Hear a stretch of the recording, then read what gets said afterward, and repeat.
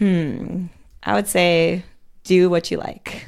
Because if you're not doing what you like, you're not going to do it. So any kind of choices you're going to make in health, wellness, your life, make sure you're choosing the right pathway for you. That's how you should choose, not what someone told you is the best for them.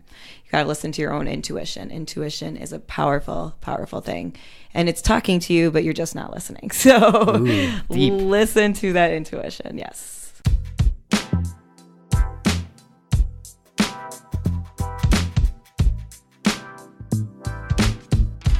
Podcasting from somewhere with protein shakes and no yearly membership fees.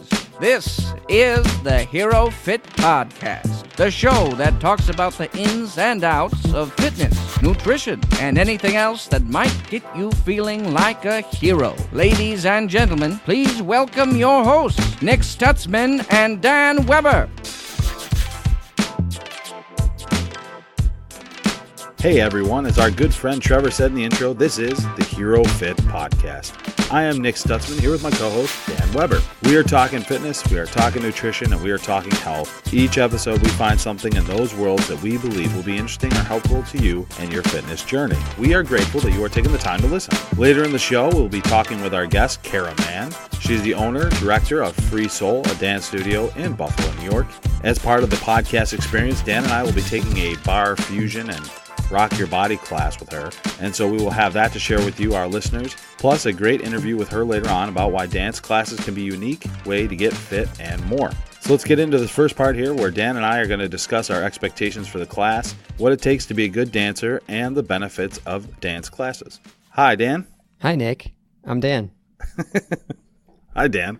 I'm Nick. Nice to meet you. Nice to meet you, sir. So we're taking a dance class together. We're taking a dance class, which is definitely something I never thought I'd be doing. Outside of maybe like I was going to get married and decided. that's what I was thinking. Yeah, decided I'm going to learn how to do dance moves. Right. Because all you need is a couple of months to really nail, that activity. Exactly. Exactly. You probably do. And all those fancy movies where the dance class, the dancer gets essentially the spotlight on them because, they've been shining up the shoes and hitting the classes and just doing all those big dance moves. I'm not sure about these movies. You're not aware of these movies? You know me. I'm like the book podcast guy. You're the movie guy. You're the pop culture guy. That's true. That's true. So, I know the, was it Dirty Dancing with the? Well, there you go. This right here. Everyone can see what I'm doing right now. Yeah, I was gonna say as you move the mic away from your face. Yes, yeah. Dirty Dancing. Patrick Swayze. I like the Eli Manning, Odell Beckham version the most. I respect that. It's pop culture. There you go. I think there's a lot of benefits to dance classes. I was going to do that to you, by the way. Oh, you're going to lift me up? Ooh, I can dig that. I would love to see that. I'm sure working on my overhead press. I'm sure our social media followers would love to pay for that scene. But yeah, I would. I think there's a lot of benefits to dance class, and I think that is something I'm kind of looking forward to. You would say that. I'm looking forward to this. I don't mind dancing. I'm a dancer, so like. Well, I'm just saying, this podcast is a couple episodes old, and you're already known for fluffing it up for the guests. Oh, jeez. Taking it easy on them. Yeah, that's true. I think we can be honest. We can say we can be honest. We don't think dance is any good. I'm actually just projecting because I feel like I'm not a very good dancer. Rhythm might not be my strong point, so I have to just reject it and push it away, rather than admit that maybe I'm not good at it. So what are you gonna do? I mean, you're self-aware that dance is not do the same thing to people. Yeah, and push them away. So what are we? How successful do you think this is going to be this class? Bar fusion. I'm not aware of what I know. Bar has to do with a bar, right? So you're doing what kind of bar? I don't know. I always thought it was just you're doing pirouettes on a bar. I don't know. It's actually well, funny enough, there is a bar, but it's BARRE. Right. So it's not I don't know. attached to We're a gonna have to wall. ask. That's the first question. Is What's the extra RE for? Right. But yeah, I've only, I've seen like pictures of it. I have a friend who owns a bar studio. I like that we're going seen in clips blind. and things like that. But like, yeah, there's like a bar along the wall, like the ballerina style thing, and I see lots of people standing on their tippy toes and lifting their leg up. And is that going to be it? I don't know. Is that what I'm going to be doing for? I don't know. An hour. That is honestly my thigh, my groin's going to be on fire by the end calves. of it. The muscles that I never use are going to be. The calves are definitely going to be on fleek. Yeah. I'm also wondering if, with the rock your body aspect of it, is it kind of like obviously I don't think it's going to be a Zumba thing. I just hope there's Backstreet Boys playing. Right, but can we get some like we're going to shake our groove thing a little bit? Rock your body would imply that, right? Yeah. So I'm sure we will. So between this and the spin class, I'm more afraid of this. Yeah, you're more afraid of this because one of your key... I was afraid of not making it, not surviving physically through the spin class, which apparently that was a silly fear because I was fine. Right. This one I'm worried about not surviving mentally. Okay. Way too much discomfort. I'm gonna run away. So you're not gonna make it, but I'm gonna mysteriously come down with an illness that day. You're gonna be on your own. If you had to free soul dance, one of the, I would say, benefits perhaps, or what she's promoting, is rhythmic movement is the best therapy for your mind, body, and spirit. So, sir, you can liberate your mind. Yeah. In all seriousness, I think that makes a lot of sense. Maybe some self-discovery even. Ooh. Yeah, maybe I'll find out that this is like really what I was meant to do. Yeah. But more seriously, thinking about this for the last, 2 minutes, the first thing I started to think about is that perhaps an activity like this, like a dance class, using that as your, one of your something in your fitness repertoire, would enhance your mental health probably even more beyond what you would get at a gym, lifting weights or running on the treadmill. So I could see someone arguing that, like, I'll go into a CrossFit class is like going to get you more fit than going to a dance class. But like going to a dance class, I could see someone really arguing like, well, it's going to make your mental health like better. You'll what was it? You got to focus free on your it. soul or something. Yeah, well, it's called free soul dance. Soul. Yeah. Okay. Yeah. There you go. I think, good name. I think too with it is you're definitely trying to focus on the moves and the movement and the repetition of it and nailing it down. So you're not thinking about anything else.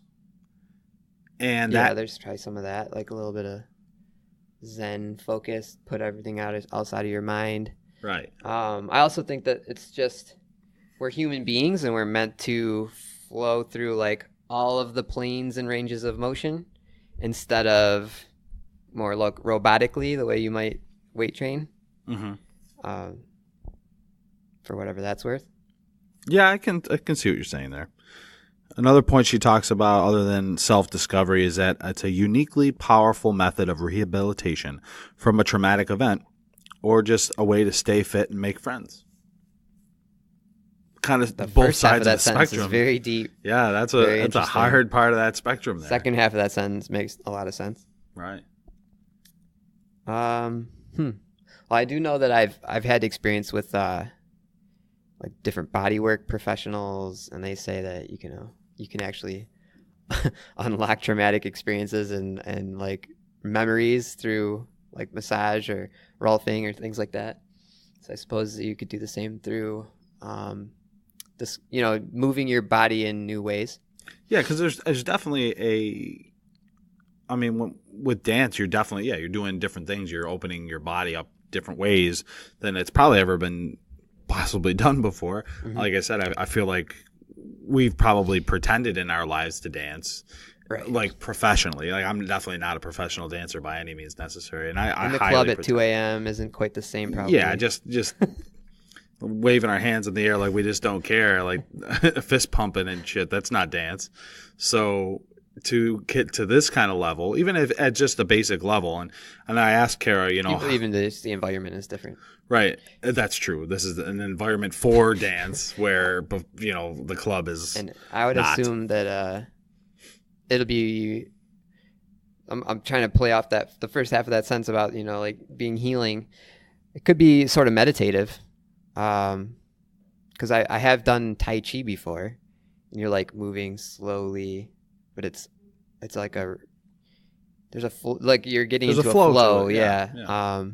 She had recommended either contemporary flow and I this class just happened to work for our schedules. So this bar fusion, and I figured, as I asked her, I was like, is this something that us as amateurs can venture into? And she said that it's for all skill levels and you can do what you can handle. And I was like, oh, challenge accepted. Interesting. So benefits. I would definitely say not only can you probably get a little bit of learn a little bit of rhythmic nature of it, get your body loose, leg strength. But when you said that, I was wondering if we will be like in socks or barefoot. I would imagine socks. So I feel like you'd strengthen your feet, which are the foundation of your entire body, which is a pretty good thing to do. Definitely lower body. I would imagine some core too, because balance and whatnot. Other benefits could definitely be the camaraderie. Everyone in class is probably rooting you on. You'd hope. We would like to hope, yeah. If I get ridiculed, I'm never coming back. What else? I would say... Or I will become the best dancer in the world just to shove it in everyone's faces. Yeah, right. I was going to say, if anything, I'd go the other way. Rise up. I definitely feel like it's a challenge accepted type moment for us. Rise to I don't the think we'll be challenge. ridiculed, though. No, I doubt it. Sadly. Everyone's too soft these days. Well, they also don't want you to come back and dominate. They don't want to keep it real. Yeah. What else I think benefit-wise is that stretching, perhaps? Oh, yeah. Flexibility. Flexibility. That was the word I was looking for. Stretch, flexibility. Yeah. I certainly think you have to be mobile and flexible to be a competent dancer. Yeah. Well, that kind of leads into the other part here is what does it take to be a good dancer, you think? Dedication. Oh, yeah. I think genetics, there is a genetic play. Like Anna had talked about in her podcast where certain body types might be more gymnasts have the height or the size, like, your body size can only attributes to your success.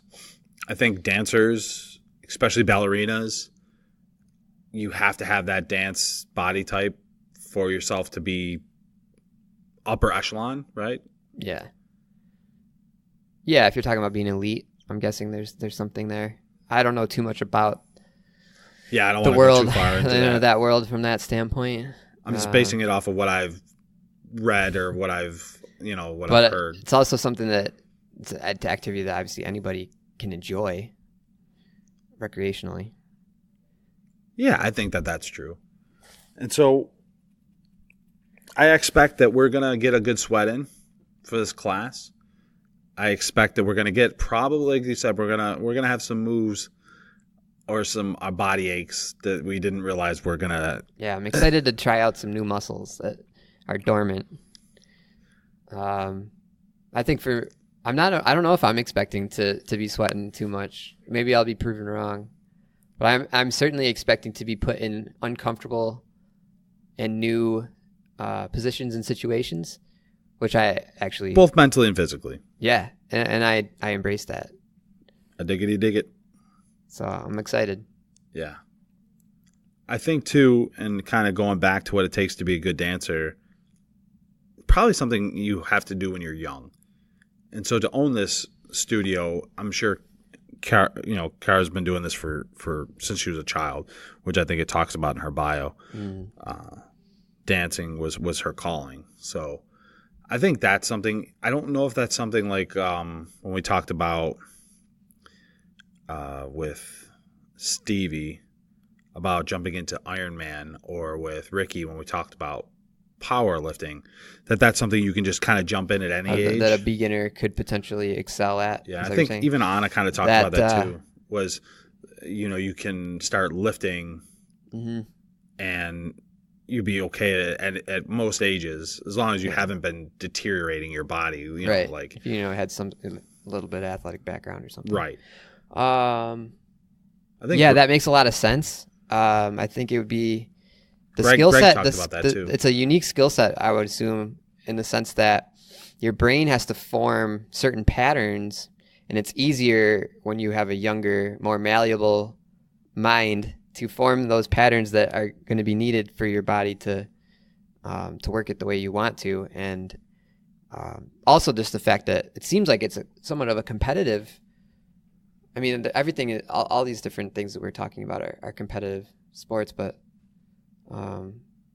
if other kids are starting young, they're going to have extra hours of mastery over you, and it does require more mastery, I would say, than, let's say, the deadlift movement. Right. Getting the strength is it's a matter of building up your muscle. It's a matter of some genetic talent, and developing the mind-muscle connection. But it would seem to me far less complicated thing to program than like a dance movement. Agreed. And I also think too, being that and it's typically females, and there's nothing wrong with men taking dancing. I mean, we're men, we're gonna be taking dance class. But I think with females having the body type where it is they're a little bit more flexible when they're younger, I think that helps. It might, yeah, I don't know. When I think of dancers, though, I do the person that sticks in my head is a guy. Yeah. One of my friends was on So You Think You Can Dance. Oh yeah. Like a hip hop type? Made it pretty far. I think he's on the Hamilton Broadway show now. Oh wow. So yeah, like that's the best dancer I know. I went to a school with a girl who is professional, like not professional, but who did dance most of her life. She made it to the Bandettes, and then she had a mishap while she was on the Bandettes, and that went viral. No. The jersey went over her head, and she continued the dance routine regardless. See, and that to me right there just goes to show you how much of it is like built in, like the music, the cues, and all that stuff. You don't even need to see. Unconscious. She's just doing it blind, essentially. Wow. Yeah. I'm more impressed by that than the fact that she had the jersey stuck over her head. But it's interesting. But that's what I think of. Well, you got to drill. Yeah, I mean, I'm assuming she's an instructor. You're drilling it over and over and over again until it becomes second nature, unconscious mastery. And I think that's one of the things that might be a benefit, or might be what it takes to be a good dancer. Is you're using those cues. It could be the music. It could be maybe something your partner's doing. I think tap is similar to that. Like, a tap dancer has, if they were doing it in like pairs, it's simpatico in that nature. But I think too with probably all dance, I mean, it's just second nature. Like, you're just going through the movements because they're just drilled into you over and over. I even think some of like what you might not consider more contemporary or more of the newer type of dance, but like the salsa or, like those types of dances, more of the ballroom dancing. That's something like it's still 1, 2, 3, 1, 2, 3, like that. That's what that reminds me of. Yeah. I would imagine that, in order to actually be considered a great dancer, you have to get past the point where you're thinking those numbers and thinking that rhythm, and it's just second nature to you.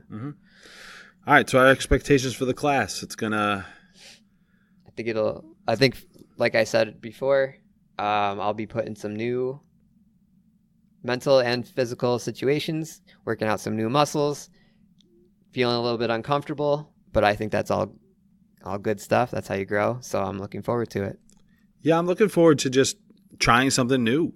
Dance is something that I've always had fun with at parties and at weddings and stuff like that. I'll be in the middle, I'll be in the dance floor and all that stuff. But I'm curious to see how this fusion / rock your body class goes, and just kind of see what the world is with this dance stuff, and it's kind of going from there. And I think it'll be fun, and I think at the minimal we're learning something, and it'll be definitely something worth talking about with Kara when we get on with her next. So yeah, it'll be a good conversation. So yep. So look, get over there, I guess. Yep, we're gonna go ahead there, and we're gonna be back with Kara after that. And we are here with Kara Mann for our interview, and I appreciate you coming on, Kara. Thanks for having me, Nick and Dan. Yes, we talked about prior to interviewing with you and prior to our taking of the dance class, some of our expectations, and we kind of had an idea a little bit. I guess in my head I was like, I wonder if there's a real bar involved, and not like drinking bar, but bar dancing bar. I wanted to say I had an idea, like I didn't think we would be on mats, so that was different for me. I thought we would be more standing up, dancing along those lines. And I think some of my other expectations were perhaps more ballet, which obviously is not wasn't it was there, I guess, but it just in a different way. Yeah. I think Dan had different expectations as well. Yeah. So I don't remember what I said my expectations were when we recorded it, but I'm sure the listeners just heard what my expectations were. Yeah. I don't remember going in with too many preconceived notions, other than that I thought I was going to embarrass myself, and I think managed to not do that too badly. Yeah. So big win. Good job. So to reiterate, we took the bar fusion and rock your body class, and we started out just kind of dancing. And so is that kind of how you start like every kind of class, just kind of working your way into that? Yeah, mostly. So we're going to do kind of a follow along warm up where you can get used to watching me and moving with me, and also you can kind of shake your inhibitions free a little bit. Sometimes if it's a smaller crowd, we'll even maybe do a tarot card picking and get everybody kind of vibing on what they want out of class. Once in a while I'll have you do some visualization exercises, but it's always something to kind of focus you into the moment, basically. So before we kind of get into depth of the class itself that we took, how did you kind of come up with this class? Well, so I've had a lot of experience with a lot of different styles of dance, and I've always been the kind of person that just has been collecting everything that I really love about each instructor that I've ever taken class from. And that could be even yoga classes, Pilates classes that I've randomly dropped into, classes in other cities. And so I kind of took that all together and was just like, I just want to create the best workout that's fun and it feels like you're dancing, that you can, and have it be effective. And I've learned what's effective through the structure of a dance class and how I've trained with dance. So take that structure, take everything I've learned, put it together, make it right for whoever's there in the class. So, if you guys hadn't been there and maybe it was all advanced dancers that have been dancing for a while, I may have kicked their butts even a little more, or, worked on something differently, or put some more stuff in there for that crowd. I spoke to someone about you who knows you really well, and one of the compliments they gave to your teaching was that it didn't matter the level of expertise of the person in the class, but you've been able to kind of cater, or even like I said, even to someone who has, like someone like Dan and I who has minimal dancing background, but you're able to still kind of facilitate it and make the teaching on point to where they can still learn and be involved in the class no matter what. Mm-hmm. And pick out based on I think your observations of our movement, like what we might be more comfortable or better at doing as well. Yeah. So you showed me something at the end and you were like, well, I think that, you look like you'd be all right at this movement. So we started there. I don't remember what it was. And that's what a lot of classes really in Buffalo, when you find a good instructor, they're gonna be your guide. That's what we want to be. We want to bring movement to you that's good for you. We're not there to have you come into a class and like meet our expectations. We're there to facilitate an experience for you that's really great in a lot of ways for you. What do you think makes you a good teacher? I know you have a background in dance and fitness, but I don't know if you have any teaching background or just something that came naturally to you. Well, I have a degree from UB, so we take our teaching methods class, but I started assisting dance classes when I was, in second grade, and obviously just watching different things.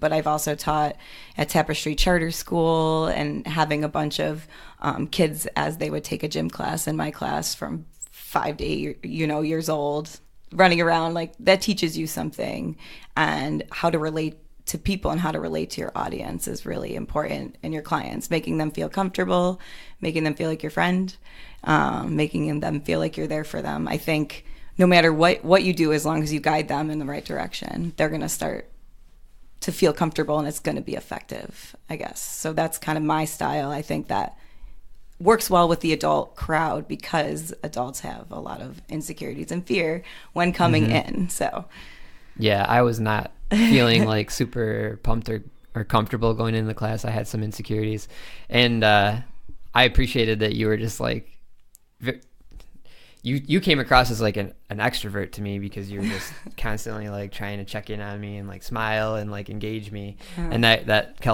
kept me like focused and grounded a little bit. So yeah, that's awesome.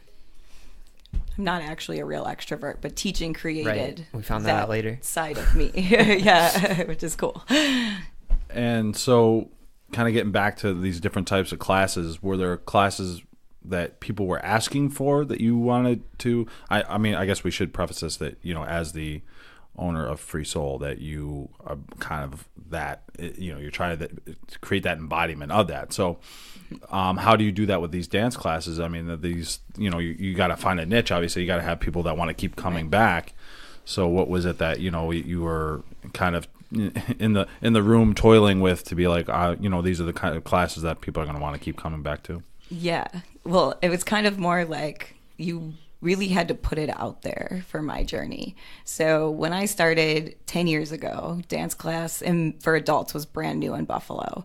So I didn't really know what to offer. So I'm just thinking of myself and just had ballet, jazz, hip hop, the normal classes and that you would expect maybe to take. And we did, customize to the adult crowd, but not to the point we do right now. So things have developed, and I've noticed that people like to take classes based on, their intention in class, but also kind of what they're going to feel. So adding the flow to contemporary, like knowing like you're going to learn how to flow with your body rather than just saying a contemporary class kind of change things, and, putting in the workouts and really cultivating adult worthy movement that's not for kids as well, if that makes sense. Yeah, a little bit. Yeah. I mean, I understand what you're saying. So you really kind of more pushing towards more of the adult content with the classes. Yeah, and creating something that's specialized and customized towards what they need for their, physical self, but also for their mental health. Right. And that plays into saying mobility or right. the physical, but also I think with the Free Soul aspect, you're trying to get with the mental as well. Exactly. So we have Sass Your Dance class, and that's for, bringing out your femininity and feeling good about yourself. So a woman maybe that has lost weight or is looking to feel good about themselves, or someone that just has never been in touch with their feminine type of movement can come to that class and not just grow as like, oh, I can shake my hips left and right, but also like, I feel sexy now. Makes sense. Yeah. I want to feel sexy too, so. And like, yeah, I feel like it's funny you say that, because going through my mind lately has been like, I feel the men of the world need to be in touch with their feminine side a little bit more. And can I create something as a woman to make men feel comfortable learning from me in that way.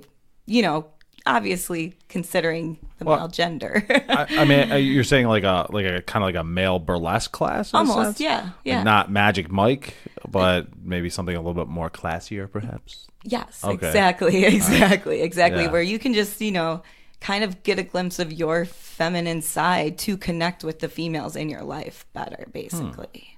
Interesting. Yeah. Now we're thinking. So that's the direction I'm going in more, you know. All right. Yeah. You were saying like just kind of outside of the box classes, not just And for there's men more or- emotional but, yeah. mindset things attached to it. Okay. So typically, I would imagine that most men do not take your bar fusion and rock your body class. Not a ton, no. Have you ever had any guys in there before? Yeah, definitely. Really? I've had some By guy mistake? regulars. Or No. no? Yeah. No. Wandered in here. How did they? Oh, You know. what's this? Men dance too. I tease, but yeah. Yeah. That's cool. It's been kind of a going back and forth thing with me, even talking to people that are consultants for my business and being like, should I go harder at this market? How do I relate to men? Is it just a woman's place to be, or should men be in here? Because like that cuts off half of my potential clients in Buffalo, you know, and I want the world. us to be able to, you know, share it with both. So just thinking about how to do that is been a struggle, but challenge. I can't imagine it's easy. I can't imagine that getting guys to dance as a whole, unless they've grown up with it, is easy.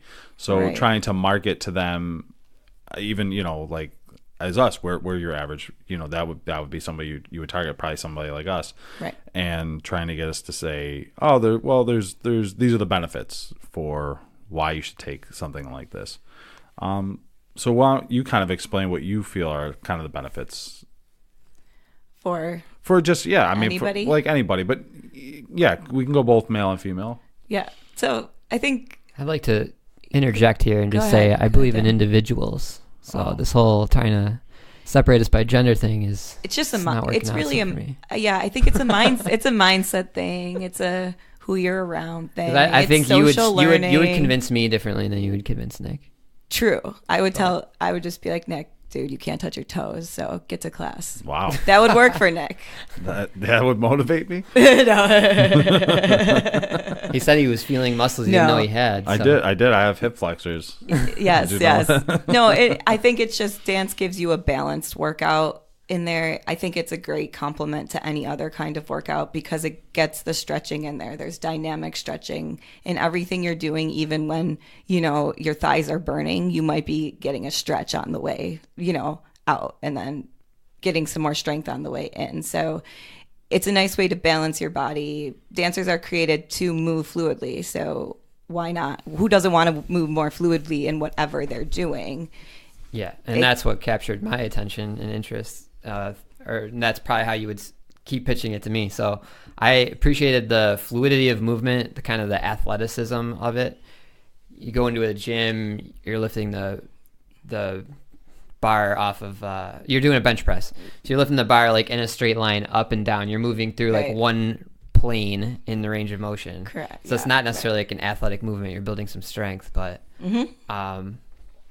I think there's a lot of athleticism to be gained from being able to move fluidly, kind of bounce around, stay on your toes, work these littler supporting muscles that you don't always work Right. out. Exactly. And it's there's like little touches of physical therapy. So to be honest with Nick, he does a lot of sports and a lot of training and things like that. So it will be a way to, you know, make sure he doesn't get injured because you need that flexibility. You need those little muscles to be protecting your joints so that you don't pull a muscle or, you know, have your knee come out of joint, all those kind of fun stuff that can happen sometimes. I'll say forever that I've never been able to touch my toes, but I could almost do splits when I was, you know, I probably could get pretty close still now.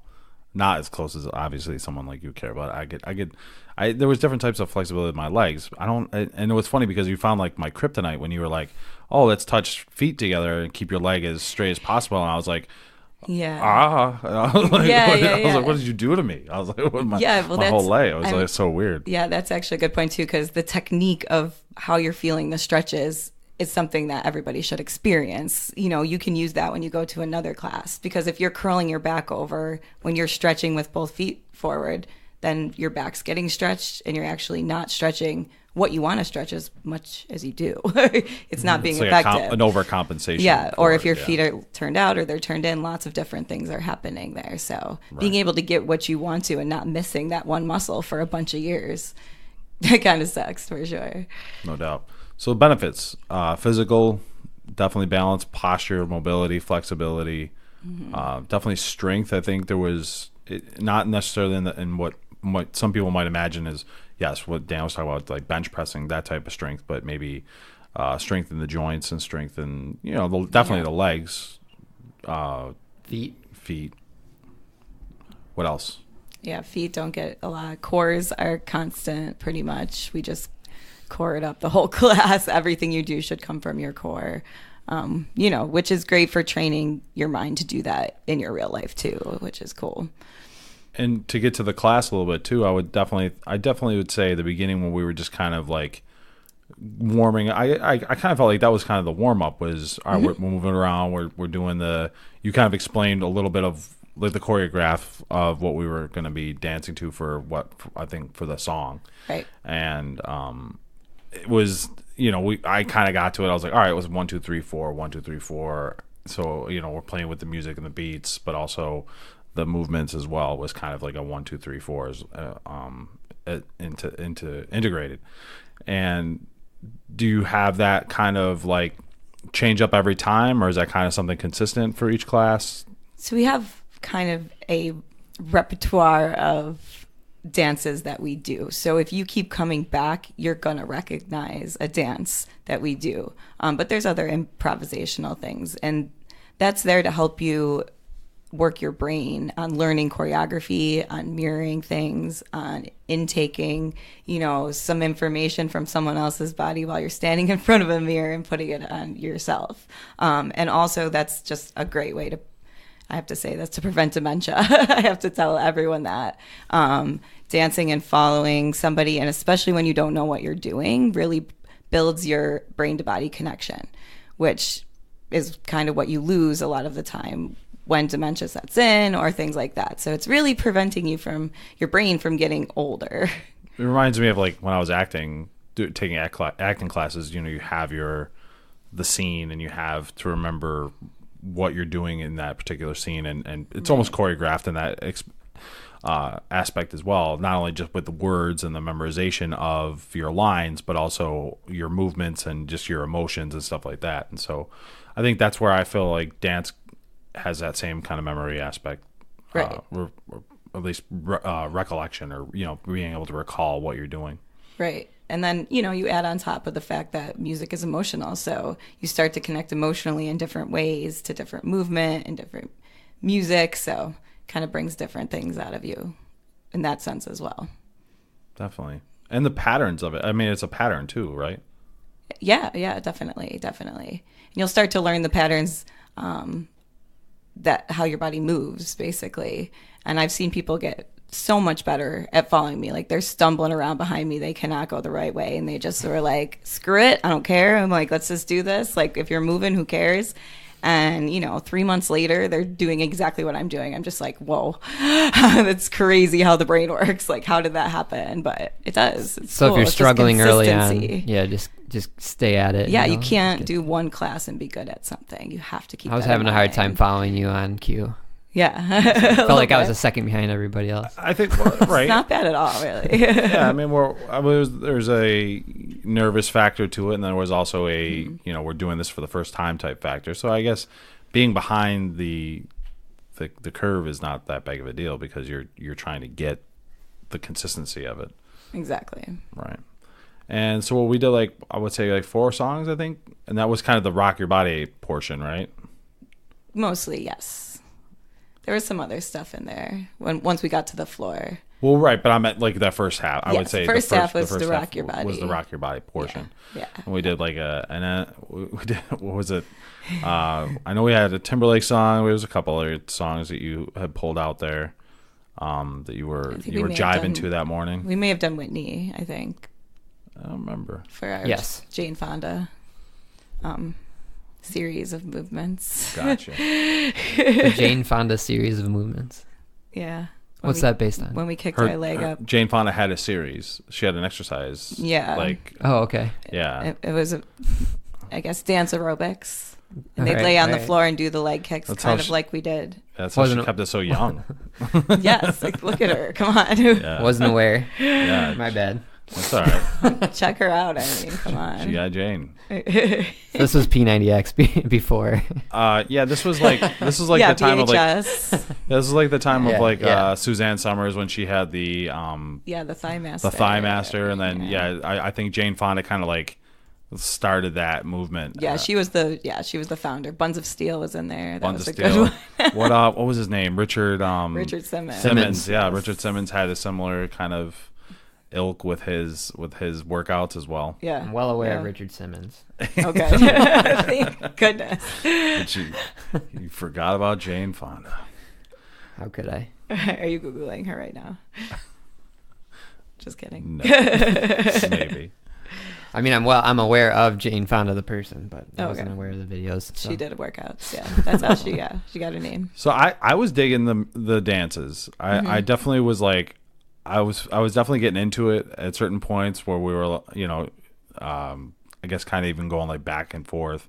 It's hard to describe because it's in my head and I don't know dance moves like by name. So Right, just a little like step, touch, sway to the side. Yeah, like, that's it.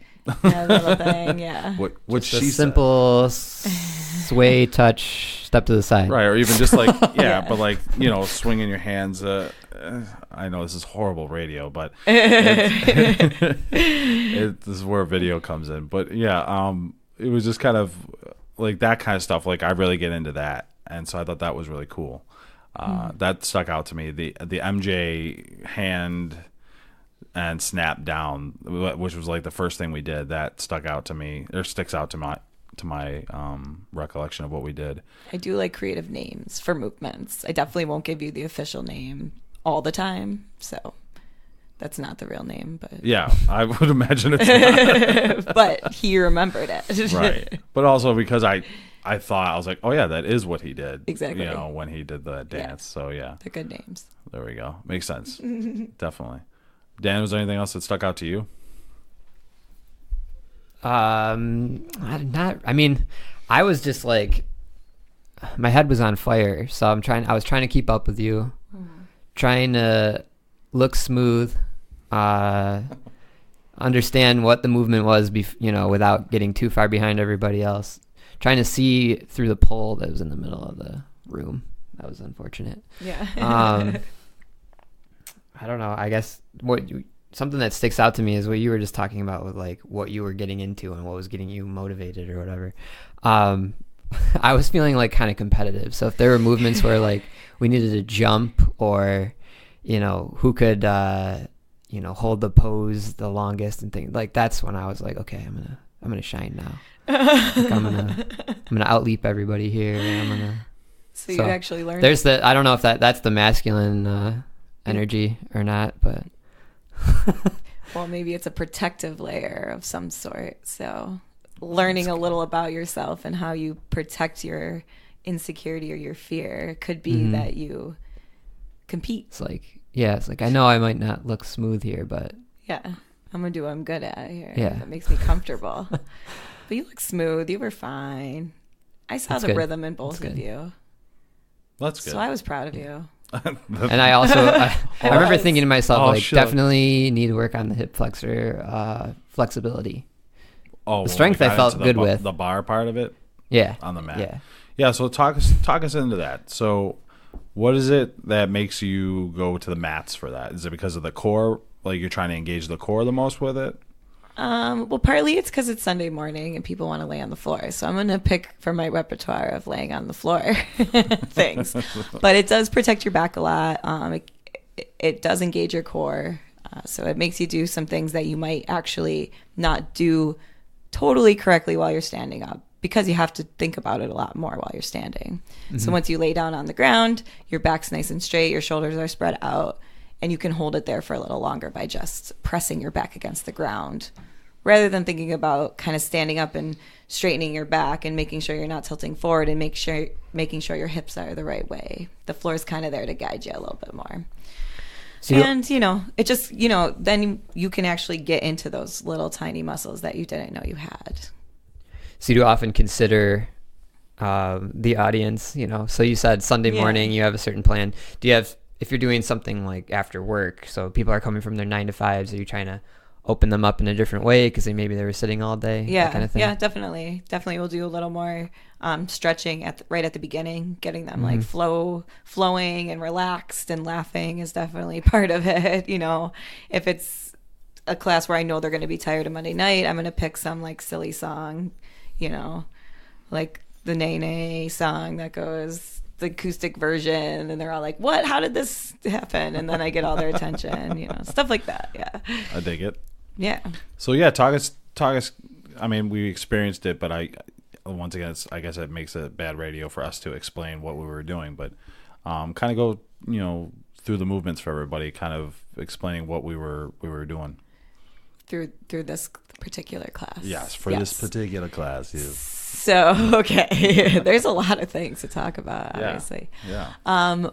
Well, basically, we start with cardio, and we start warming up, and we're standing up when you guys took class. Sometimes I reverse it. So sometimes we start laying down and we stand up. So it depends, I think, on the energy I feel in the room when I come in, honestly. And if it's rainy and it's cold, I'm like, just keep your sweats on. Let's lay on the ground. Let's be cuddly. And we start there instead. But, class is created to get your heart rate moving. I want your heart rate at least somewhat up during the whole class. So somewhere I'm going to try to get that up again if we are relaxing. So what we did, what else did we do? So we did the choreographed dances. Yep. After we did kind of more of a follow along dance where I'm just working through warming up your core, your obliques, getting you just to respond to what's happening in your body at first. And then we didn't do too much toning standing up. Sometimes we'll do some of the stuff on the floor. We'll stay standing and we'll lift our legs in different directions to basically use our own leg weight to strengthen ourselves, as well as work our core, challenge our alignment because our leg's off the ground and we're actually balancing on one leg. So then we went to the floor and we did stuff with weights and pretty much just circuits of movement. So you're learning the patterns. So I try to make patterns so you get used to just learning patterns. I get bored easily, so I like to just keep repeating right through the patterns. I don't like to do like all arms, then all legs. Then I like to switch it up as we go and kind of surprise you throughout class, which I probably did a little extra for you guys just to like really just get you the full experience of much class. appreciated. But then, kind of do that. And then we always end with a stretch meant to relax you, but also, give you some tools for at home. And then we just, that's about it. What's that? Yeah, no, I think you gave a good explanation of the class. So yeah, the leg muscles we were working on they were the ballet names you actually used. Yeah, so we were doing we were doing floor bar. So floor bar, you lay down and the ceiling becomes your floor. So we were doing pliés, grand pliés, tendus, rond de jambes, all that fun those stuff. words. Battements, which when you come back, I'll keep explaining what they mean. And eventually you'll know the few words that you can be really cool and be like, I know what that is. And I definitely, and this is just me speaking for myself, I definitely felt through the movements, and I don't think it was just because it was Sunday morning and, Sunday, how Sundays are for everybody. But I do felt like I got the good stretching, and like I said, I felt the hip flexors immediately after we were done. And I definitely, I consider myself, I'm someone who has strong legs, but I definitely could, feel through it was like a kind of almost like a stretching and of sorts with the exercises, different types of movements with that. Yeah, that's awesome. Yeah, that's ballet for you for sure. Right, and obviously I've never done ballet before, so that was new territory. Yeah, and I think it's super important for us to strengthen our bases, our feet. How are we standing? How are ankles? How are knees facing? What are we doing? Because that's what creates every other part of your alignment in your whole body. So sometimes you could have a lower back problem. It's because you're rolling out on your right foot, and ignoring, not ignoring, but just not acknowledging your alignment of your body can actually do a lot more damage than you think. So how important is it for you guys to train barefoot? I think it's super important. I actually think it's good for the epidemic of the plantar fasciitis problem. I had plantar fasciitis a couple of years ago, and I noticed in the class, I was like, I could use a little bit more foot strength. Yeah, exactly. And what it does is it balances out your flexibility and your strength in your feet. And when you have plantar fasciitis, it's because you're not stretching your feet. And I always blame it on the lack of beach time, actually, because walking on the beach is the best thing for plantar fasciitis. And we don't have that much time here in Buffalo, and we can't walk barefoot in the snow. But it's good to have a flex and then a point through. So did we do the thing where we rolled through our feet a little bit more in this class? I try to stretch that out more. I don't remember, but forget. That was something you did kind of mention. You I think after the class we were talking about how you said that you can see when people walk if they're going to be hurting or if that's something that's going to affect them later on. Right, exactly. And you said something kind of like the roll through the foot of how when people walk. Yeah, just if your full foot isn't touching the ground as you walk. So I kind of suggest people picture them having paint on the bottoms of their feet and visualize the paint coming off on the ground as you walk. And if you could feel some of your paint wouldn't be coming off on the ground, there's some misalignment there. And it's not just retraining your muscles, but it's retraining your brain. So you really have to practice to solve those things. And I've done them myself. I used to have tons of back pain, tons of knee pain, tons of ankle pain all the time when I taught kids, because I wasn't paying attention to any of this at all.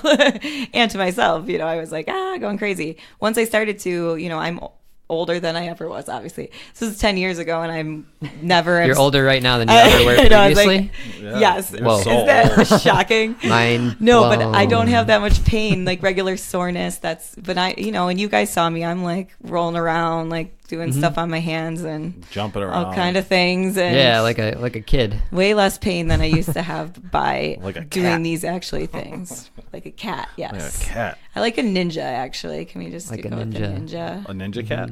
Yeah, there we go. Ninja kitty? So that's a big selling point. I always go for with me. the fox for an animal, though. So Yeah. ninja fox. Yeah, no. Sure, I can dig it. I can see that. Sly. Yeah, sure. I'll be a ninja octopus. That's what I want to be. That's my spirit. It's a animal. unique An answer. octopus? Yeah. That's great. They're really smart. Yeah. And they could be ninjas because they could make themselves vanish. Just go and vanish. Yeah, they're just gone. Yeah. Ninjas of the water. That's right. I haven't given this much thought. So, but for me, that was a big selling point. Just thinking about the fluidity and the muscles in my feet, like strengthening and adding to that athleticism thing. Yeah, I find commonality in martial arts or even surfers. I think skateboarders. Those kind of see that. Structuring of their workouts. They're just super agile, able to adjust really fast and stuff like that. It's kind of the similar kind of thing. That's more more manly about it. Now, how much is someone's mind a potential? What's the word I'm looking for here, Nick? I would say hindrance. Yeah, to the ability to move in that fluid manner and to look natural. How much of it is a mental game? I mean, I would say 75% is a mental game for sure. Yeah. Yeah. And how do you improve that mind-body connection with people? I mean, aside from just taking them through this class, like, I guess you kind of mentioned it, like calming their insecurities and their fears by, engaging them looking them in the eye or You looking them in the whatever. eye. Yeah. Just, I mean, I like to try to be kind of open myself and, you know, not worried that I'm going to look silly so that they know. I almost like will tell a funny story that almost embarrasses me sometimes just to be like, who cares? We're all here. It's a safe space. Share away, you know. But I think it's about consistency and just, you know, concentrating on visualizing doing these things all the time, you know, not just when you're in class sometimes too.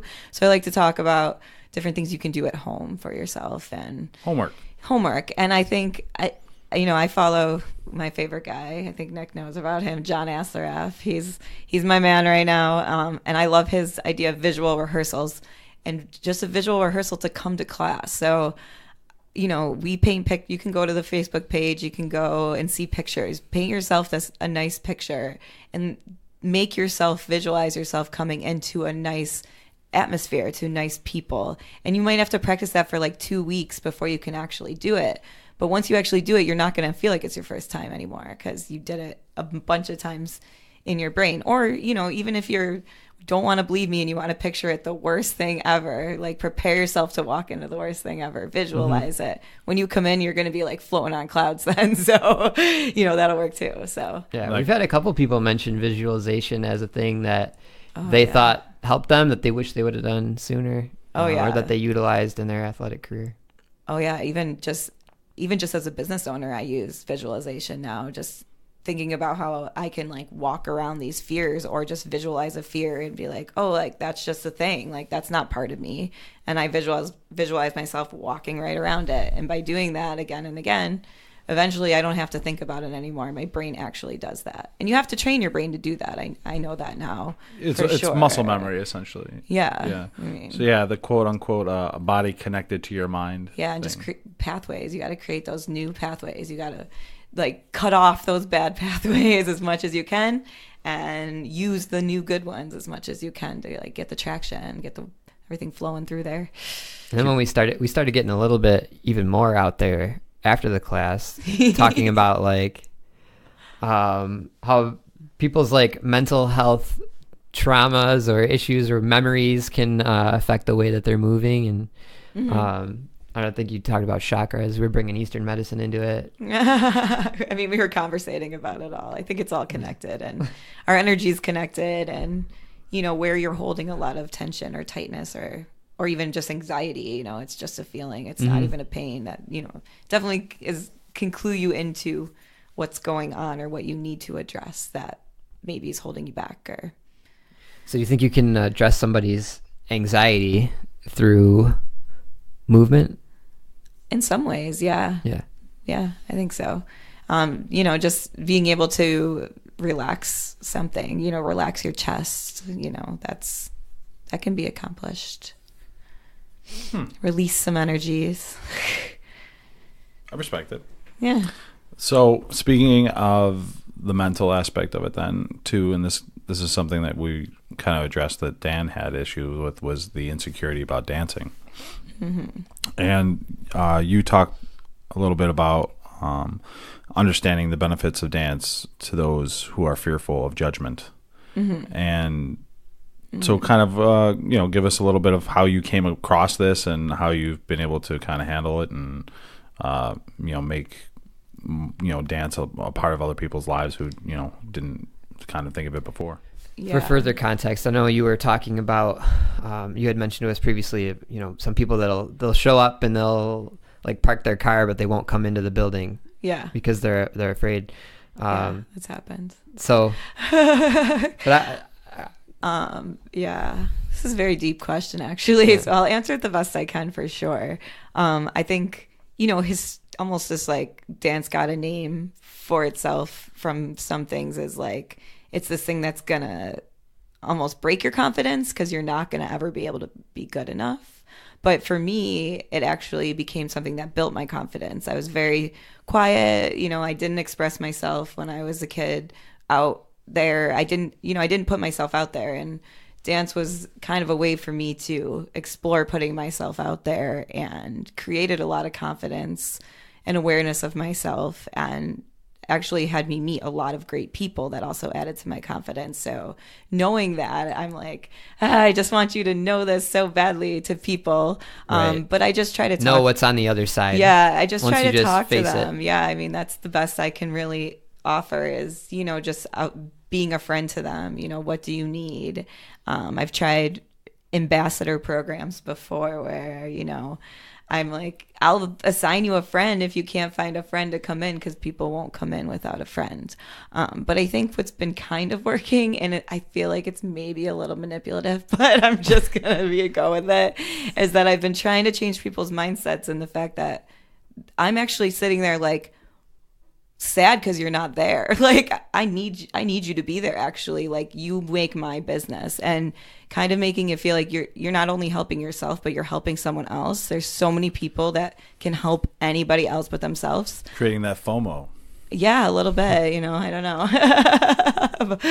But like, I'm just like, hey, like, I'm sitting here waiting for you. It's like, I want you to be here, but you're sitting there telling yourself that you're so scared. It's like this we're like, that's not right. We're both not getting what we want, so kind of addressing it that way has helped.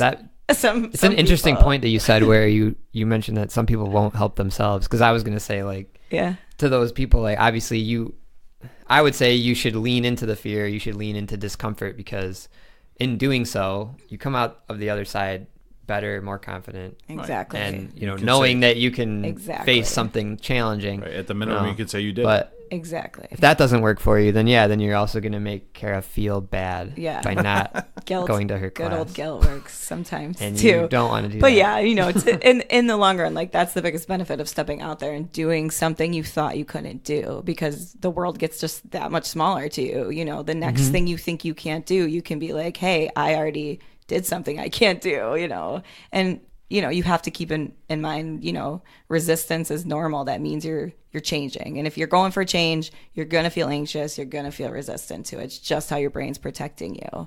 And you just got to be like, that's totally natural. Like, I always think of the American Pie dad, where he's like, it's totally perfectly normal and natural to feel that way. You just got to work past it, son, Just make sure there's no apple pies around.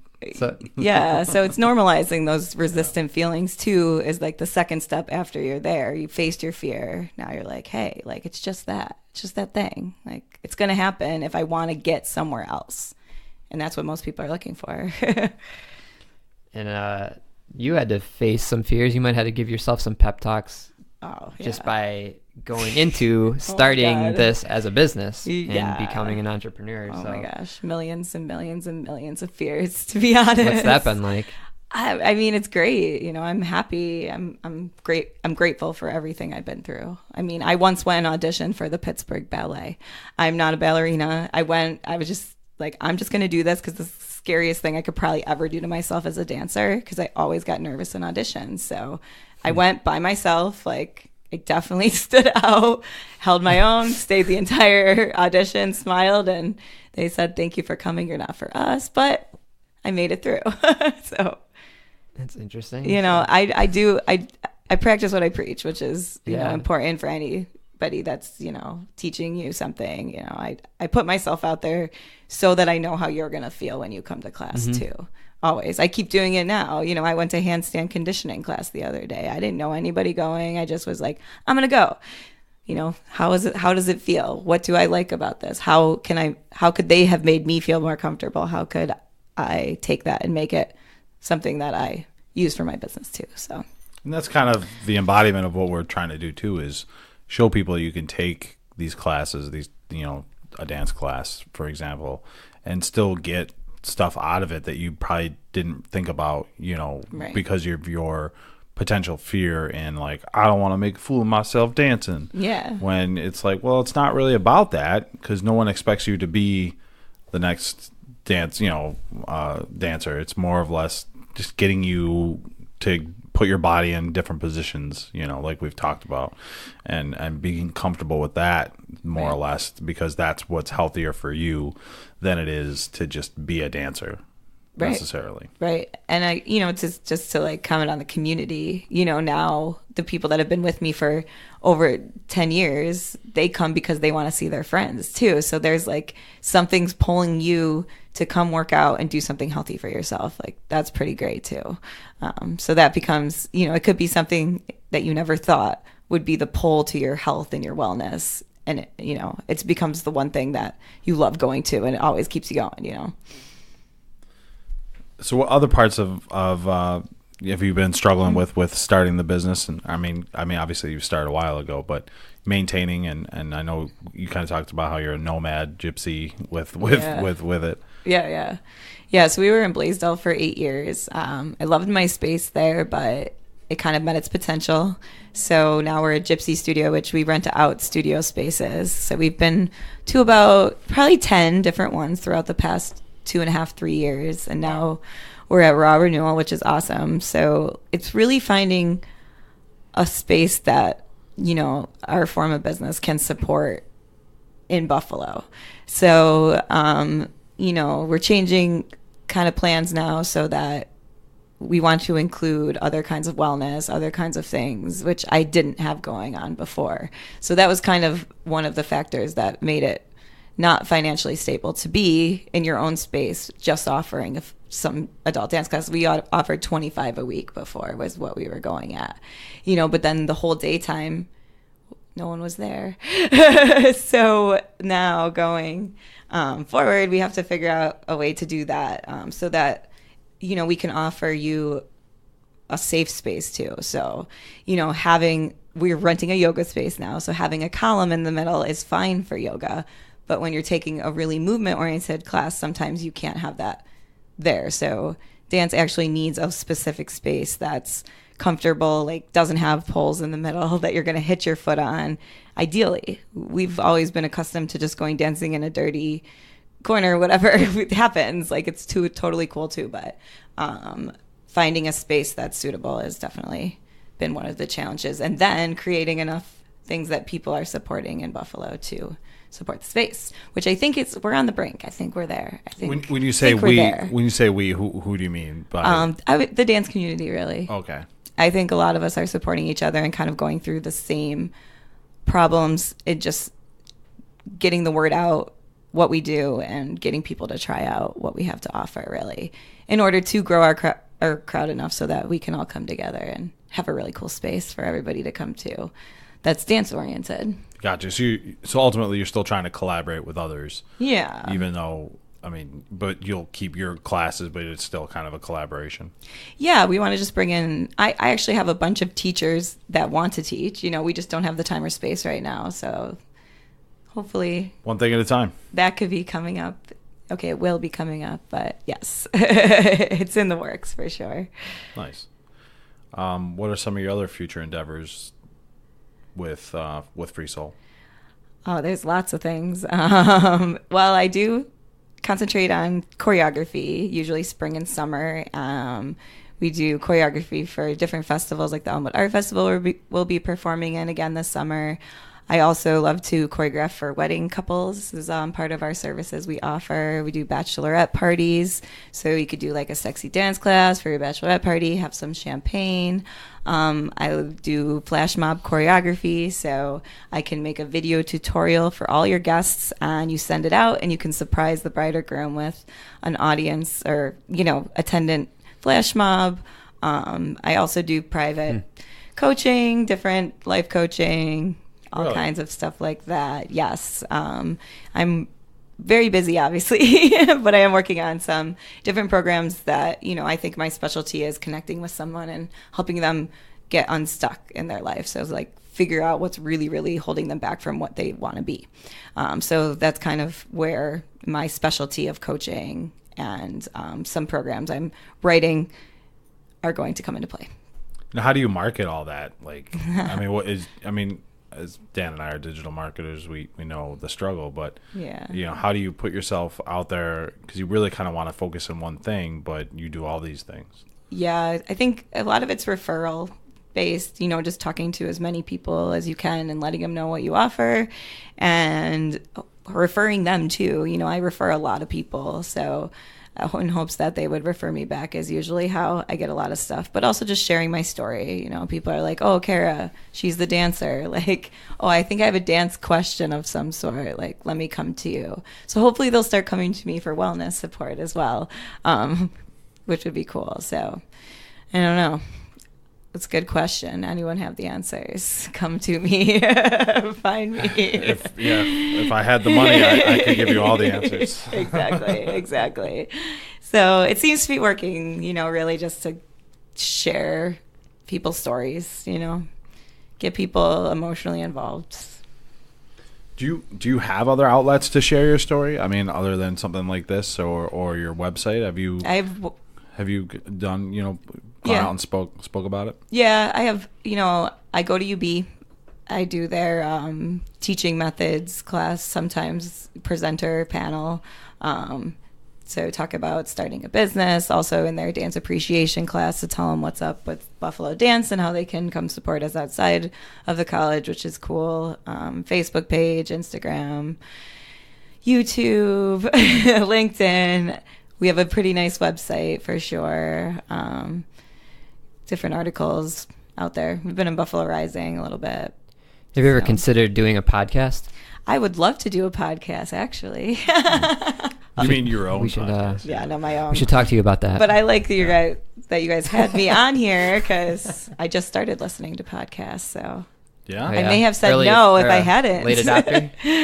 Well, I appreciate you. Podcasts are still growing. No, they are. Just tap into that market. The year of the podcast, or at least that's what I keep telling myself. We're trying to get that podcast money.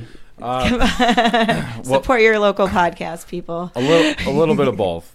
We're trying to be more than local, but yeah, we quote unquote think that this is going to be a really solid year, and we've had a lot of great feedback. So you know, not only for having people like you on, but you know, for others, and it's just, you know, one guest, one podcast at a time, and just see how it goes. Yeah. I think cool. A lot of people are getting more into podcasts because radio is dying, and not everyone can watch TV, and so you know, it's trying to find ways to get people to be informed, and this is becoming a more sensible way of doing it. Yeah, I like the accessibility of it too. I just started really listening to podcasts maybe 6 months ago or something. I don't know the exact time frame, but what I find is I like doing it because I can multitask. Exactly. I like doing the dishes or totally cooking or something like that. I was creating podcasts over 10 years ago, so I was in the podcast game a long time ago. I'm not a hipster podcaster by any means. I would say that's very pretentious, Nick. But no, but at the same time, it's being honest and saying that podcasts have been around for a long time. It's just not something. He's always an early adopter. Yeah, it's not something that everyone is in tune to. I remember listening to the Adam Carolla podcast. That was like my podcast like 10 years ago. That was like, all right, I'm gonna listen to him, and I was like, Adam Carolla knows what he's talking about. And now it's Joe Rogan, you know. So it's transformed and evolved a little bit from when I was first and we're started. Realizing that people have longer attention spans than we thought, because like, you know, all these big news stations and like CNN and places like that where we got to have these quick segments, you can't get into the details, the people don't want to know the facts. Like that's kind of their attitude with it. But turns out people can actually listen to a 3.5 hour Joe Rogan episode and be super engaged the entire time. Right. So I like the fact that it gives people more credit. Yeah. Well, I think too, we have more choices now. We can choose how we spend our time. So we're actually like hopefully seeking out how to do that.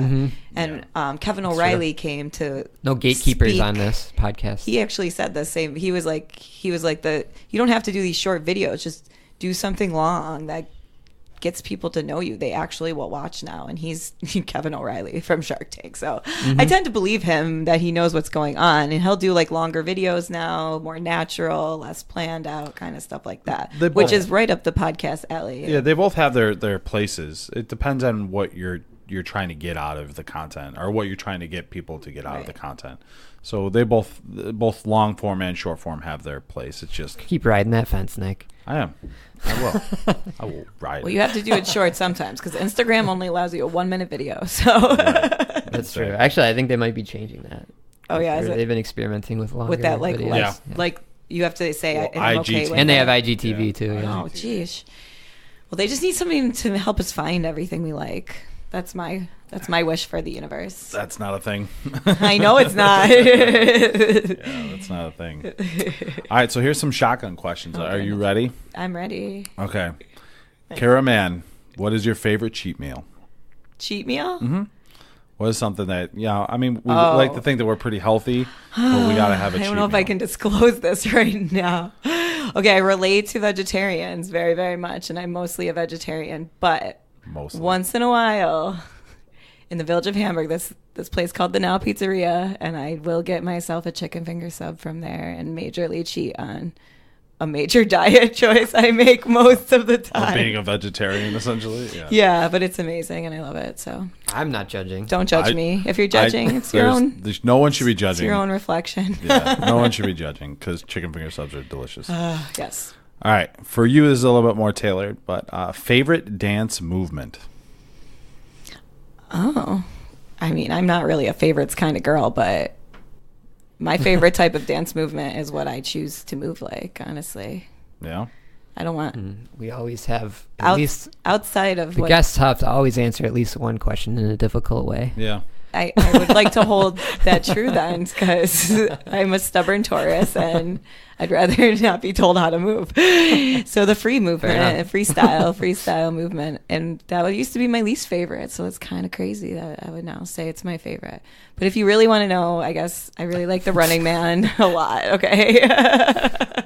I'm glad it's not the, And I really like Charleston. and I really like the PK turn. If anyone knows what a PK turn out there, that's my favorite too. I do not. No, We'll learn we that don't. next class. All All right. If you could change one thing about your dance career, what would it be? Oh, gotta hit me hard, Nick, huh? I think I would have been more me and followed less in the crowd back in when I was younger, 20s. I think it's a lot more rewarding now. And if I would have approached it the way I do now, I think that would have changed a lot of, I think I just would have met a lot more people. I met a lot of people, but maybe I couldn't keep track of them. I don't know, but So all you young people out there. that so are young people out dancing, there, do not, let anyone tell you that you're wrong or that, you're not doing the right thing. Just create your own path, because that's the way, you got to do it in art and something passionate. Don't be afraid. We kind of touched on it a little bit, but what is next for you? For me, Yeah, for you. like tomorrow. Sure. In general. I mean, I want to eventually, just have a space. My passion is to help people and to create beauty and to help people find beauty, really. So I guess just keeping forward in all my things I choose to do, have that theme to them. Just want to get bigger and talk to more people and help more people and choreograph a lot more. I applied for some choreography grants, so I'm hoping to get my my actual art out there a little bit more. So that's something that I've been kind of putting on the back burner. It's there, it comes out through everything else, but just focusing on just me and my art and what I have to say is coming up, hopefully. So Dope. yeah, I dig it. yeah. Any pro tips that you want to impart to the listeners? I would say do what you like. Because if you're not doing what you like, you're not going to do it. So any kind of choices you're going to make in health, wellness, your life, make sure you're choosing the right pathway for you. That's how you should choose, not what someone told you is the best for them. You got to listen to your own intuition. Intuition is a powerful, powerful thing. And it's talking to you, but you're just not listening. So deep. listen to that intuition. Yes. And how can people follow you and see some of your future endeavors, like perhaps your choreography, your art? Yeah. You can really Google Kara, Kara Mann, Mann, dancer, Okay. at Buffalo, New York, and you will find a ton of stuff on me. Apparently, there's a lot of Kara Manns, just not dancer Kara Manns in Buffalo, New York. All right. And apparently, I'm good at tagging myself in my stuff. So I'm on Instagram. You can look up Free Soul Dance, Weston, New York, on Instagram, or you can follow me, KM Dancer 24. I get a little more real, a little more myself on there. Or Facebook, we have a page and a private group. So if you want to get some motivation and hear me convince you more to come to class, you maybe need a little more personalized attention. Free Soul Dance Group is a nice place to be. So you can find me on those spots mostly, and that'll connect you with everything else. So. Awesome. Yeah. Well, I think that's it. All right. We appreciate you coming on, and definitely, we've learned a lot. Like I said, the dance class was definitely enlightening, not only to my body, but also to just kind of something different, something to try out, and maybe not, so if I can incorporate it into my weekly or monthly schedule. Exactly. But yeah, no, I definitely think that was a good experience, and I appreciate you giving us the opportunity. Awesome. Yeah, thank you. So it was fun to have you. So thanks for listening to the HeroFit podcast with Nick and Dan. We hope you've enjoyed our show. If you want to know more about this episode or listen to past podcasts, please check out HeroFitPodcast.com. Our audience is strong, so we can't ask you to smash the subscribe button. Instead, please gently tap or jab the subscribe button. Also, leave us a review on iTunes, Spotify, Google, or whatever medium you're listening to us on. If you think you know someone that would benefit from this podcast, please share it with a friend. And join us next time. Till then, keep it classy.